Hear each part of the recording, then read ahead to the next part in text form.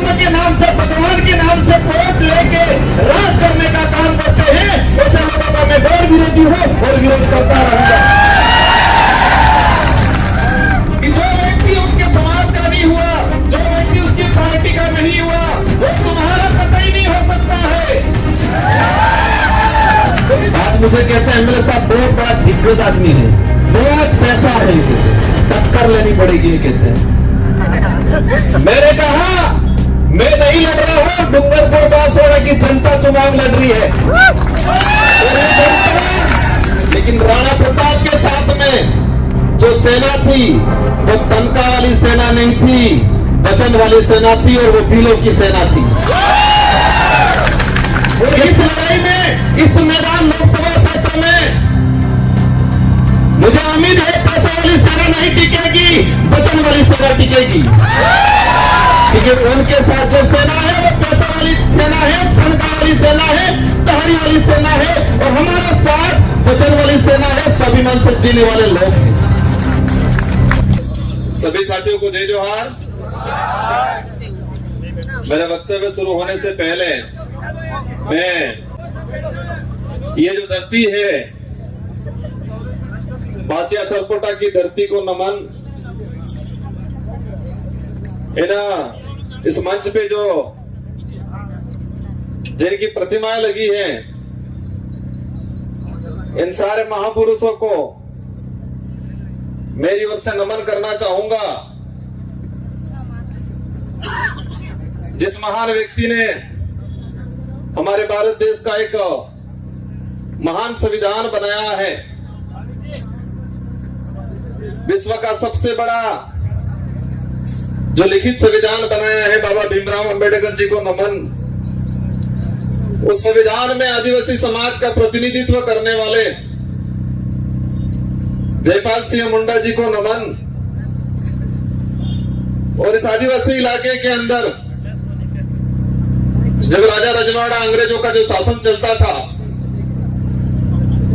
उस दौरान एक भुखमरी चलती थी। तो रॉबिन हुड पांडे के नाम से जो अमीरों को लूट के गरीबों को, जो भुखमरी से जो मर रहे थे लोग, उनको खिलाने का काम करते थे।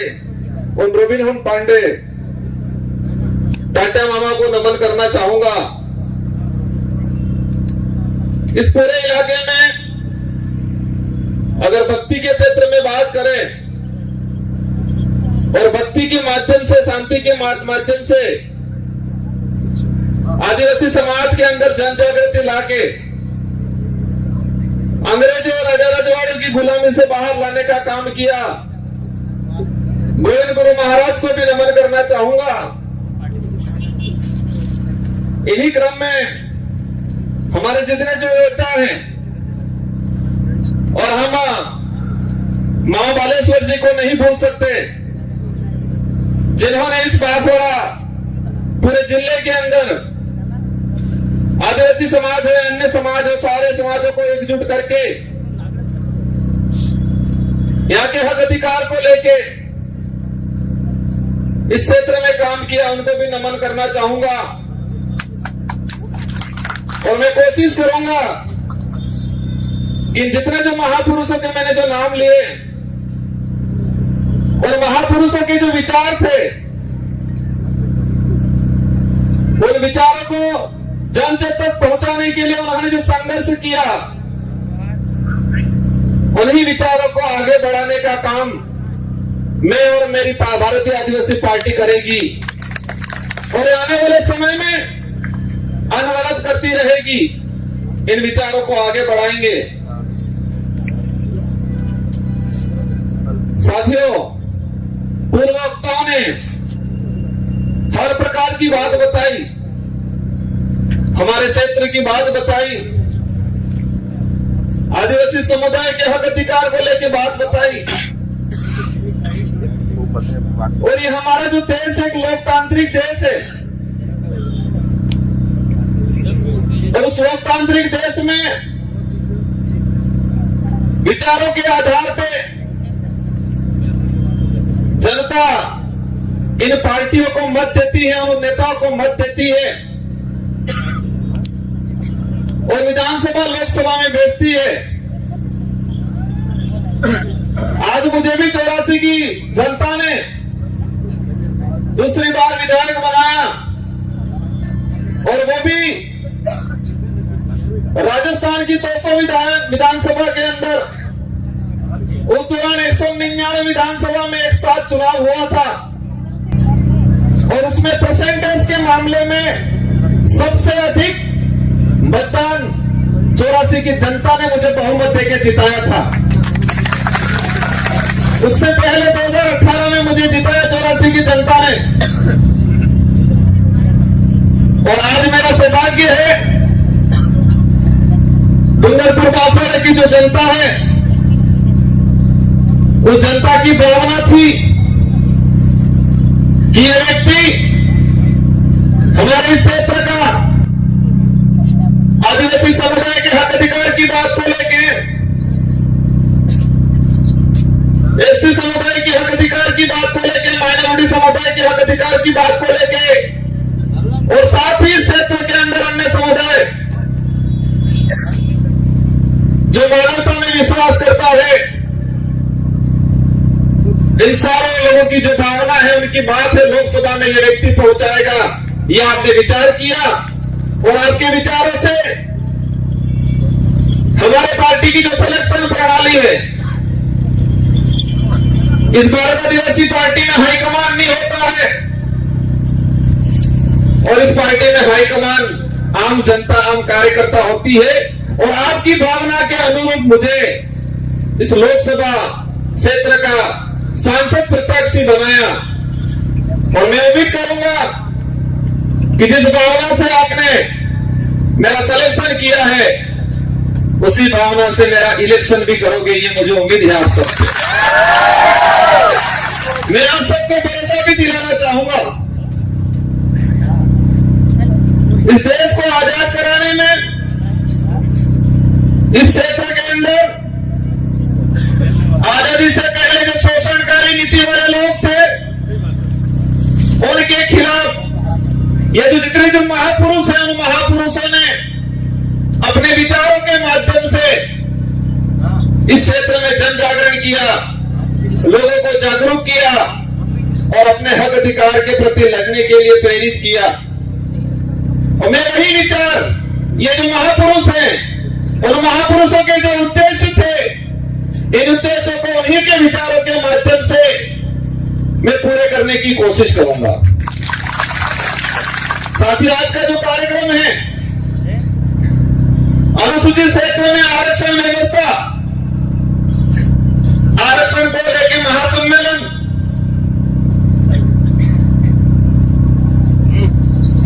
ये जो शब्द है, ये शब्द आते ही कई सवाल पैदा करता है अपने दिमाग में कि हमारा देश का संविधान लागू हुआ 1950 को, और आज 2024 हो गया, और अभी तक उस संविधान के अंदर जो प्रावधान थे, उन प्रावधानों को आज तक धरातल पे लागू नहीं किया। उस बात को लेके बांसवाड़ा, डूंगरपुर और पूरे देश का एसटी एससी माइनॉरिटी समुदाय संविधान को धरातल पे लागू करो, उस बात को लेके आंदोलन कर रहा है। बड़े दुख की बात है कि संविधान बना और देश पे जो लागू हुआ, हम कहते हैं 26 जनवरी 1950 को, लेकिन मूल रूप से उसके संविधान के अंदर जो प्रावधान थे, वो प्रावधान आज तक धरातल पे लागू नहीं हुए हैं। और देश के अंदर हमारे राष्ट्रीय पार्टी के लोग कहते हैं देश विकासशील से विकसित हो रहा है, कहते हैं विश्व के अंदर हमारे भारत देश एक विकसित राष्ट्र की श्रेणी में आने लग गया है। लेकिन देश के अंदर देखा जाए, आज से 5 साल पहले जिस 5वीं स्कूल के अंदर 70 बच्चे पढ़ रहे थे, और आज उसी 5वीं स्कूल के अंदर 35 बच्चे पढ़ रहे हैं। आज से 5-10 साल पहले हमारे देश के प्रत्येक नागरिक पे जो कर्जा था, देखें वो कर्जा 4 गुना तेजी से बढ़ रहा है। आज जो कुपोषण का जो स्थिति है, आज से 5 साल पहले जाएंगे तो इतना कुपोषण नहीं मिलेगा जितना आज कुपोषण है। जो देश में मीडिया के माध्यम से, मैं सारे मीडिया पे सवाल नहीं करना चाहता, लेकिन कुछ मीडिया वाले ऐसे लोग हैं जो देश की सच्चाई को छुपा रहे हैं और पार्टियों के इशारों पे, सरकारों के इशारों पे इस देश के लोगों तक गुमराह करने वाली बातें फैलाई जा रही है। इस देश के लोगों को अंधकार में रखा जा रहा है और हम देश में वर्तमान देख सकते हैं। मेरा वक्तव्य, हमारे पूर्व वक्ताओं ने कहा, हमारे समाज के कुछ पढ़े लिखे अधिकारी कर्मचारी कहते हैं, हमारे समाज के जो नेता कांग्रेस बीजेपी में दिग्गज बने हुए हैं वो कहते हैं आरक्षण पूरा मिल रहा है।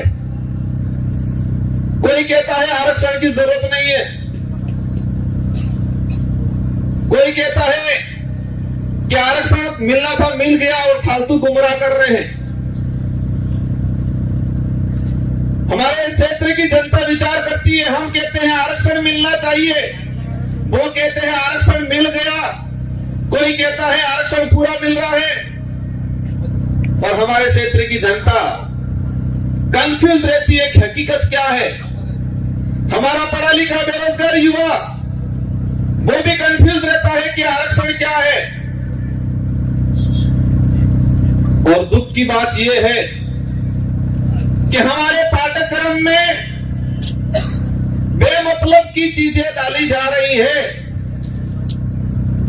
अगर देश के अंदर आरक्षण को लेकर जो चल रहा है, कुछ लोग कहते हैं भ्रमित किया जा रहा है।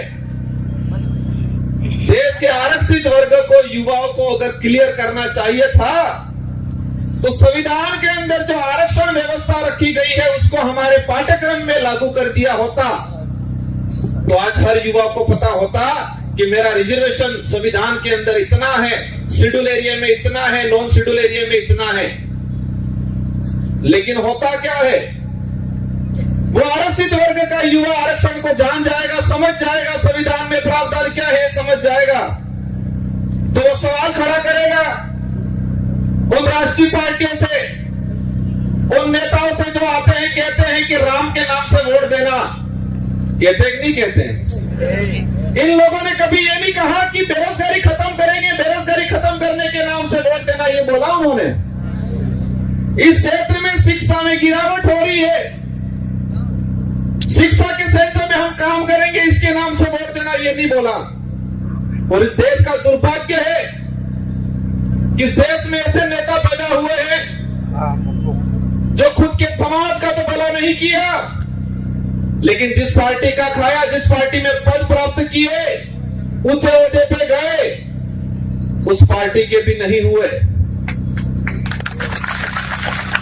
जिस पार्टी के अंदर गए हैं उनको कहना चाह रहा हूं कि जो व्यक्ति उनके समाज का नहीं हुआ, जो व्यक्ति उसकी पार्टी का नहीं हुआ, वो तुम्हारा कतई नहीं हो सकता है। और इस क्षेत्र में देखा है मैंने, हमारे चंद्र वर्ग के भाइयों को जाके ये भड़काते हैं, कहते हैं कि तुम चिंता मत करना, मैं तुम्हारे साथ हूं, ये बोलते हैं। तो हमारे उन भाइयों को भी कहना चाहूंगा, जो खुद के समाज का नहीं हो सकता है वो आपका कभी नहीं हो सकता है। ये विचारधारा सच्चाई को लेकर लड़ रहे हैं। ये विचारधारा, हम कहते हैं हम आदिवासी समाज में पैदा हुए हैं, मेरा पहला फर्ज बनता है कि मैं मेरे परिवार के लिए, मेरे समाज के लिए बात रखूं। साथ ही क्षेत्र के अंदर हमारे एसटी समुदाय के भाई हैं, माइनॉरिटी समुदाय के भाई हैं, इसके अलावा किसी भी वर्ग का गरीब भाई है, उसकी कोई भी बात होगी, कोई भी समस्या होगी, उसका निराकरण करेंगे हम लोग। और ये देख सकते हो हमारे 84 क्षेत्र के अंदर हर व्यक्ति ने हमको मत दिया और मुझे मेरी विधानसभा में प्रचार करने की जरूरत नहीं पड़ी थी। हमारे कार्यकर्ताओं ने मोर्चा संभाल लिया था और हाईएस्ट मत जो राजस्थान में टॉप 2 में लाके रख दिया मुझे। आरक्षण व्यवस्था को लेकर कुछ आंकड़े मैंने क्लियर किया है, अलग अलग डिपार्टमेंट की भर्तियों का, लेकिन इस मंच के सामने ही हमारे खाकी वर्दी वाले भाई दिख रहे हैं, इसलिए मैं उनके डिपार्टमेंट का कुछ आंकड़ा बता दूंगा।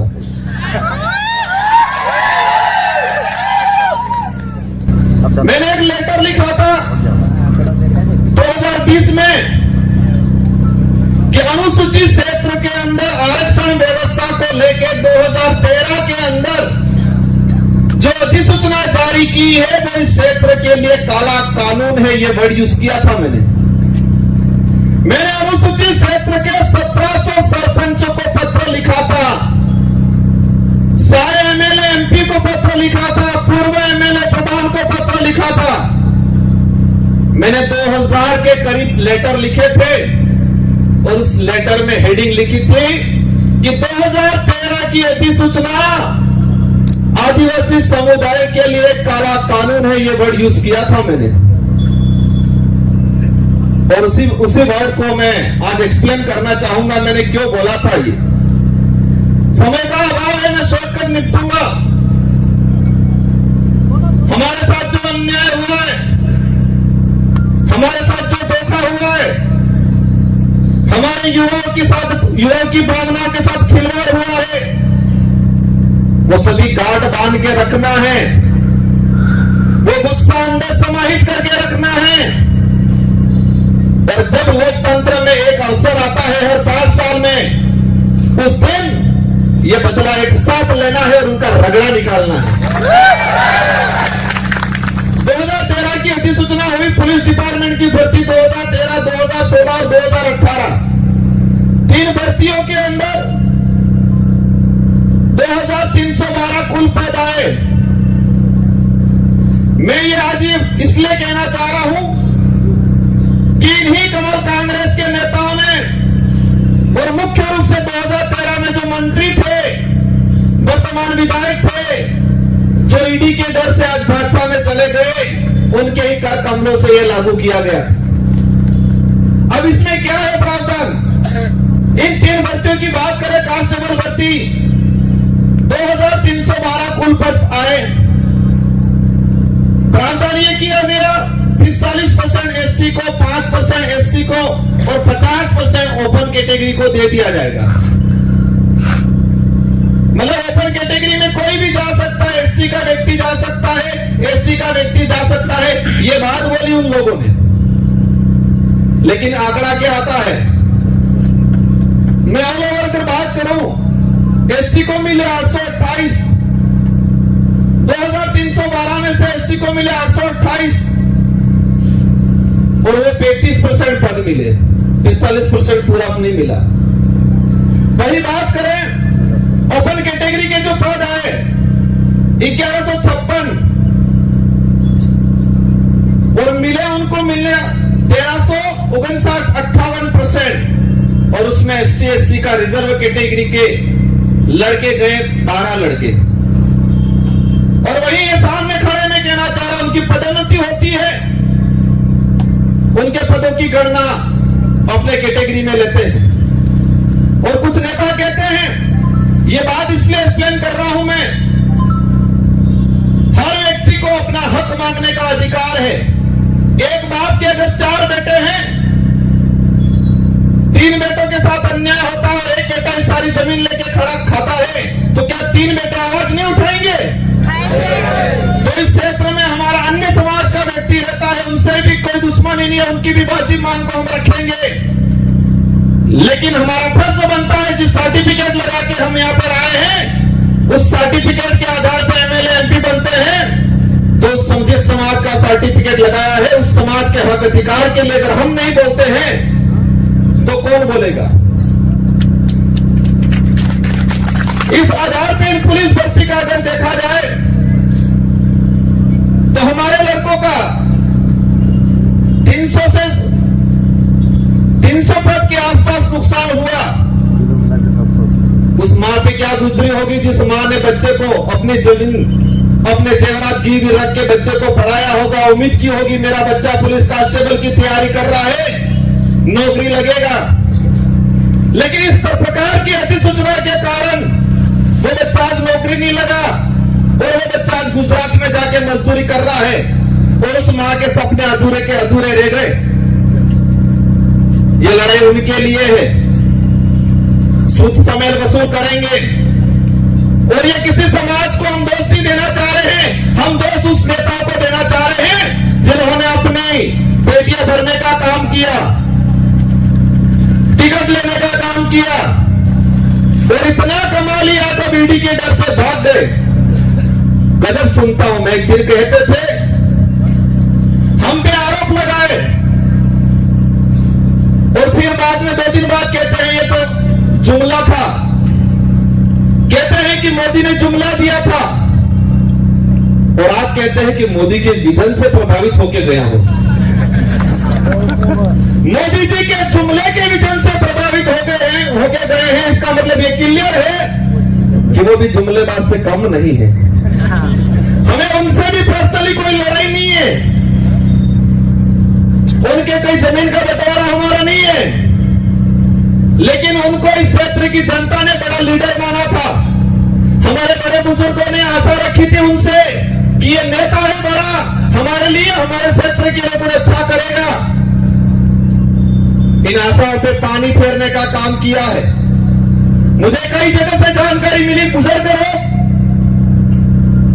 जो रात दिन उस आदमी के लिए, उस पार्टी के लिए घूमते थे, खुद का पैसा खर्चा करके इन लोगों ने कई दिनों से दुश्मनी ले ली उस व्यक्ति की वजह से, उस पार्टी की वजह से। और आज बेचारे वो बुजुर्ग लोग रो रहे हैं। आपको चिंता करने की जरूरत नहीं है। पूरे देश के अंदर यही भारत आदिवासी पार्टी है जो सच्चाई को लेकर लड़ने का काम करेगी। तो आप देख सकते हो, उदयपुर संभाग की बात करें कि कांग्रेस कभी नहीं बात कर रही है कि शिक्षा अच्छी मिलनी चाहिए, स्कूलों में व्याख्याता लगने चाहिए, बेरोजगारी खत्म होनी चाहिए, हमारा अनाज जो पकड़ा है उसको एमएसपी रेट मिलनी चाहिए, बात नहीं करेगी। बीजेपी भी वो बात नहीं कर रही है। बीजेपी कह रहे हैं मैं किसी भगवान या किसी धर्म का विरोधी नहीं हूं, लेकिन जो धर्म के नाम से, भगवान के नाम से वोट लेके राज करने का काम करते हैं, ऐसे लोगों का मैं घोर विरोधी हूं और विरोध करता रहूंगा। यहां पर हुआ था, जिनको आज हम ज्ञापन देने जा रहे हैं, ये माही विस्थापित होके लोग कड़नावर में, ये माही डैम से विस्थापित होके लोग प्रतापगढ़ में रह रहे, आपके आसपास रह रहे, लेकिन मध्य प्रदेश के नीमच के अंदर लोग रह रहे हैं। और जो ये डांस ऑफ इंडिया में जो 5 बच्चियां गई थी, जिनका आपने सबने नाम सुना होगा, गली घास के नाम से जो लड़कियां है, नीमच में रहती है, झोपड़ियों में रहती है, उनके माँ बाप मजदूरी करते हैं, आज तक भी उनको जमीन का पट्टा नहीं मिला है। वो नीमच के नहीं है, ये माही से विस्थापित होके गए हुए लोग हैं। और आज कह रहे हैं हमारे यहाँ के लोग विस्थापित होके गए, उनको जमीन नहीं मिला आज तक। हमारे इन महापुरुषों ने अपनी जान गंवा दी इस क्षेत्र में सामाजिक जन जागरण के लिए, हक अधिकार के लिए। उनके नाम से नामकरण नहीं करना है और ऐसे नाम से नामकरण करना चाह रहे हैं।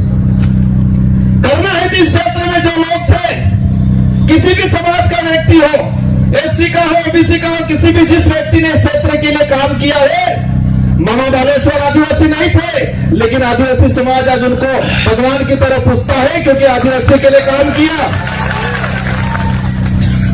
हम हर उस व्यक्ति का, हर उस समाज का सम्मान करेंगे जो मानवता में विश्वास करता है, और उस हर व्यक्ति और उस धर्म का विरोध करेंगे जो छूत भेदभाव उच्च नीच करता है, उन सबका हम विरोध करेंगे, क्योंकि ये देश संविधान से चलता है। और आज बात करें, एक नारा लगाया जा रहा है 400 पार। क्या नारा लगा रहे हैं? 400 पार। अंग्रेजों मुगलों ने इस देश को कम लूटा था, उससे भी खराब स्थिति से ये लोग इस देश को लूट रहे हैं। इसका असर आदिवासी या एससी को ही नहीं है, इसका असर पड़ेगा हर वर्ग के व्यक्ति को आने वाले समय में भुगतना पड़ेगा। ये लोग बहुत बुरी तरीके से इस देश को लूट रहे हैं। एक वक्त था 2013 के अंदर वो नारा लगाते थे वही वो व्यक्ति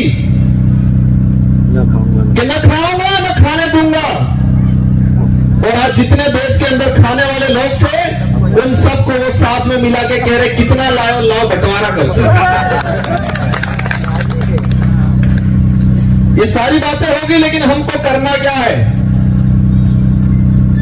हमको उनको सबक सिखाना है, उन नेताओं को एहसास कराना है कि ये राजतंत्र नहीं, ये लोकतंत्र है। और इस लोकतंत्र में संविधान ने जनता को ताकत दी है, जिसे हम लोकतंत्र की कुंजी कहते हैं, जो वोट है, और हर 5 साल में उसका अवसर आता है। आज मुझे कहते हैं एमएलए साहब बहुत बड़ा दिग्गज आदमी है, बहुत पैसा है, कहते हैं टक्कर लेनी पड़ेगी, ये कहते हैं। मैंने कहा मैं नहीं लड़ रहा हूं, डूंगरपुर बांसवाड़ा की जनता चुनाव लड़ रही है, और ये जनता पैसों के लिए चुनाव नहीं लड़ रही है। ये जनता सुख सुविधाओं के लिए मेरे साथ नहीं है, ये जनता स्वाभिमान के लिए है। इस जनता के अंदर जो साथ मेरे साथ जुड़ रहा है, संगठन के साथ जुड़ रहा है, उस प्रत्येक व्यक्ति के अंदर स्वाभिमान जगा है, अपने आने वाली पीढ़ी के लिए कुछ कर गुजरने की ताकत जगी है, इसलिए मेरे साथ जुड़े। और देश के इतिहास उठा के देख लो, आजादी से पहले भी जो राजा रजवाड़े या मुगलों की सेना होती थी, तो सेना में भर्ती होता था सिपाही, तो सैलरी के लिए होता था, तनख्वाह मिलती थी, या किसी राजा से एग्रीमेंट होता था, सहयोग में पूरी सेना भेजता था, तो रियासत क्षेत्र की कुछ जमीन को लेकर सौदा होता था। लेकिन वो सेना युद्ध के मैदान में टिकती नहीं थी। और यही देश के इतिहास उठा के देख लो कि मुगल के अकबर के सामने इस देश के सारे राजाओं ने अधीनता स्वीकार कर ली थी, लेकिन महाराणा प्रताप एक ऐसा था जिसने मुगलों के सामने अधीनता स्वीकार नहीं की थी। देश के इतिहास में पढ़ाया जाता है, हमारे बड़े बुजुर्गों से सुनते हैं कि देश के अंदर सारे राजाओं ने अकबर की अधीनता स्वीकार कर ली, लेकिन राणा प्रताप ने अधीनता स्वीकार नहीं की, क्योंकि देश के अंदर अन्य जो राजा थे उनकी जो सेना थी वो सैलरी पे थी, तनख्वाह पे थी। देश के अंदर जो अन्य राजा थे उनके सहयोग में आई हुई सेना कुछ जमीन की लालच में आई थी मदद करने, लेकिन राणा प्रताप के साथ में जो सेना थी वो तनख्वाह वाली सेना नहीं थी, वचन वाली सेना थी, और वो भीलों की सेना थी। किसकी सेना थी? भीलों की सेना थी, पठानों की सेना थी। अगर वो तनख्वाह वाली सेना होती तो युद्ध के मैदान में टिकती नहीं। वो स्वाभिमान के लिए, अपने वचन के लिए गई थी राणा प्रताप के साथ, और इसलिए देश के अंदर महाराणा प्रताप के नाम से उनको जाना जाता है। और उनके भाई थे शक्ति सिंह और जगमाल, वो भाई भी उनके साथ में नहीं थे। इससे यह सिद्ध होता है कि महाराणा प्रताप को किसने साथ दिया। उनके परिवार के लोग भी हट गए थे, वे भी मान सिंह की गोद में जाके बैठ गए थे। उस कुल के लोग हैं ये, और मुझे पता है कि कांग्रेस और बीजेपी के बहकाव में आके उनसे पैसा लेके ये काम नहीं करेंगे। ये लोग स्वाभिमान के लिए काम करेंगे, ये वचन के लिए काम करेंगे, आने वाली पीढ़ी के लिए काम करेंगे। मेरी बात को आप समझ गए होंगे कि हमारे लोगों ने महाराणा प्रताप को वचन दिया था, तनख्वाह नहीं ली थी। फौज में हमारे लोग भर्ती नहीं हुए थे, तनख्वाह की बेसिस पे नहीं हुए थे। पूरा गांव के सिपाही लोग, जवान लोग गए थे, वो वचन दिया था। और इस लड़ाई में, इस मैदान लोकसभा क्षेत्र में मुझे उम्मीद है पैसों वाली सेना नहीं टिकेगी, वचन वाली सेना टिकेगी। क्योंकि उनके साथ जो सेना है वो पैसों वाली सेना है, तनख्वाह वाली सेना है, दहाड़ी वाली सेना है, और हमारे साथ वचन वाली सेना है, स्वाभिमान से जीने वाले लोग हैं। बातें बहुत सारी अंत मंच आएंगे, उस पे करेंगे। हमारी लड़ाई सीधी सी है कि इस क्षेत्र में संविधान के अनुरूप आरक्षण लागू हो जाए। यहां का कलेक्टर, एसपी, संभागीय आयुक्त क्लियर कर दे कि संविधान के भाग इसमें 5वीं अनुसूची के तहत क्या प्रावधान है, कितना आरक्षण मिलना चाहिए। आरएस भर्ती की अगर बात करें, हमारी जो मांग है दूसरी, प्रशासनिक सेवा के अंदर हमारे यहाँ के लोगों को प्रतिनिधित्व मिलना चाहिए। हमको लेलूपेट दे दिया, दिनेश सेवा के अंदर भर्तियां देंगे, तब देंगे। और उसमें भी मैंने देखा 3 भर्तियां 2013, 2016, 2018। अनुसूचित क्षेत्र के अंदर दिनेश सेवा के 109 पद है, एसटी के लोगों को मिले 42, ओपन कैटेगरी में गए 67, और एससी समाज को मिले 0, और ओबीसी वालों को पता ही नहीं है कि हम है कौन, हम आते कहां है वही नहीं पता है उनको। और मैं कहता हूं इस क्षेत्र से अगर ओबीसी की किसी ने आवाज उठाई थी, राजकुमार रोड ने उठाई थी। हम हर व्यक्ति की बात करेंगे, लेकिन हमारा हक किसी को मारने नहीं देंगे। ऐसे समुदाय को 0 सीट तीनों भर्तियों में, और अधिनियम सेवा के अंदर 67 पद आए, उसमें एसटी, एससी रिजर्व कैटेगरी का एक लड़का नहीं गया। हमारे साथ 13 से 14 अधिनियम सेवा के आईएएस अधिकारियों के पद मारे गए। इसका गुनहगार कौन? जो ईडी के डर से भाजपा में गए वो है। ये लड़ाई बेरोजगारों की लड़ाई है। ये लड़ाई हमारे क्षेत्र में शिक्षा के क्षेत्र में क्रांति लाने की लड़ाई है। हम सबको लड़ना है। ये चुनाव जीतने तक का उद्देश्य नहीं है, नारे लगाने या पार्टी का नाम लेने तक का उद्देश्य नहीं है। हमको हमारा समाज बचाना है, हमारा देश बचाना है। ये देश का संविधान अधिकार देता है हर व्यक्ति को, हर समाज को अपने हक अधिकार की बात करने का अधिकार है, और करना चाहिए हर व्यक्ति को। लेकिन हमारे यहाँ के नेताओं ने इस क्षेत्र को बर्बाद करने का काम किया है। मुद्दे अनेक है। ये 400 पार का जो नारा लगा रहे हैं, उस नारे को समझना। इन लोगों की चाल है संविधान बदलने की, संविधान को खत्म करना चाहते हैं। और आप सुन लेना, अभी एक उदाहरण है कि 26 जनवरी पे बाबा साहब अम्बेडकर और सावित्रीबाई फुले की तस्वीर लगाने से टीचर को एपीओ कर दिया जाता है। जिस पार्टी को बाबा साहब अम्बेडकर और सावित्रीबाई फुले की तस्वीर से दिक्कत है, वो देश का भला कर सकते हैं क्या?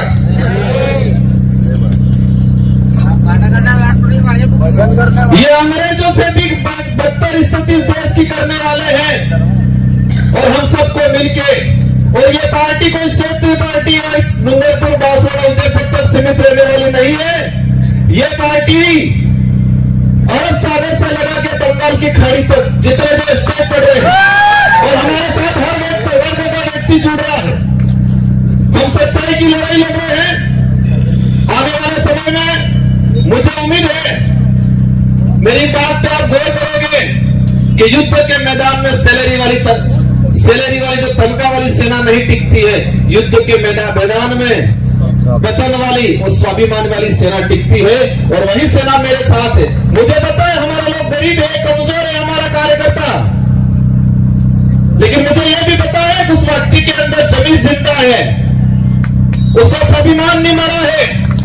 वो व्यक्ति डट के मुकाबला करेगा, और पूरे भारत की रोमांचक सीट ये होगी।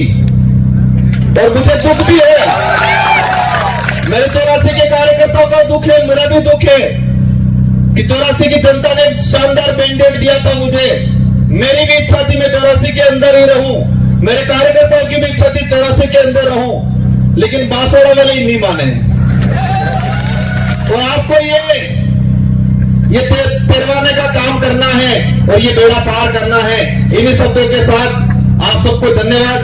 एक बात और बोलना चाहूंगा, देश के अंदर भाजपा के नेता बहुत प्रभावी थे और विशेषकर बांसवाड़ा में जो भाजपा के नेता बेचारे बहुत प्रताड़ित थे, हमसे भी ज्यादा प्रताड़ित थे। बचपन में बच्चा रोता था, मां कहती थी भूत आ जाएगा सो जाए। और यहाँ भाजपा के नेता इतने प्रताड़ित थे, हल्का सा बेचारा कुछ करता है कहते हैं ईडी आ जाएगी, चुप हो जा, आ जाओगे तो ईडी आ जाएगी, मोदी जी की ईडी आ जाएगी, चुप हो जाएगा।